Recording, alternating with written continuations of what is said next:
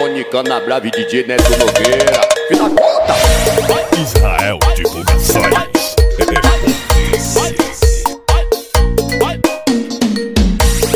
Vem pra cá, menina, vem. O projeto lá que eu mostrei pra vocês, que eu tava adesivando, ele tá aí pintado, tá pronto. Teve alguma mancha aí eu tive que repintar ela de novo.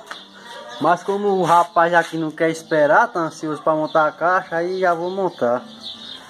Tá lá os graves aí, a corneteira tá aqui, ó. A tinta ainda tá muito mole, mas ele já quer montar, então ele que se dane. É mais trabalho pra mim que rala o bolso dele. Então tá aí, ó. Grave, corneta.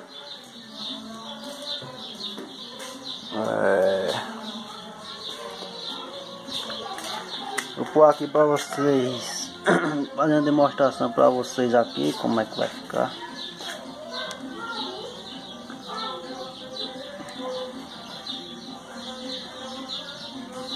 Então galerinha, ó, vai ficar mais ou menos assim. Vai ficar desse jeito aí, ó. A zebrinha vermelha. E aqui a madeira que eu acabei de cortar para fazer um projeto para mim, a caixa Bob aí. Grave de 12 com média, corneta, da selênio e um Twitter. Depois vocês vão ver aí. Não vai dar para me fazer o vídeo que eu peguei essa lá emprestado, então.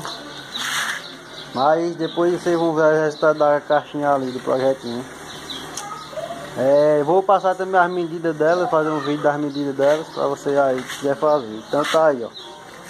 Rapaz, é esse cara aqui, ó, que tá uma demora para dar uma ré no carro, que não sei não.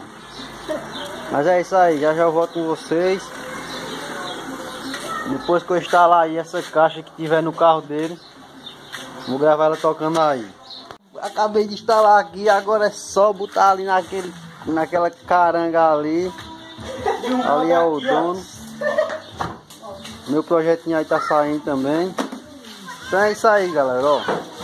Duas cornetas, 2 tweets, grave de 12. Topado aí, ficou show de bola, né? O grave que ele vai usar é isso aqui. Vai usar o TS400 aqui pros graves.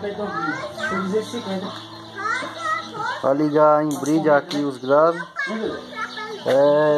E para as cornetas ele vai usar uma B2000. Vai usar esse. Ele vai usar essa B2000 aqui nas cornetas e nos tweets.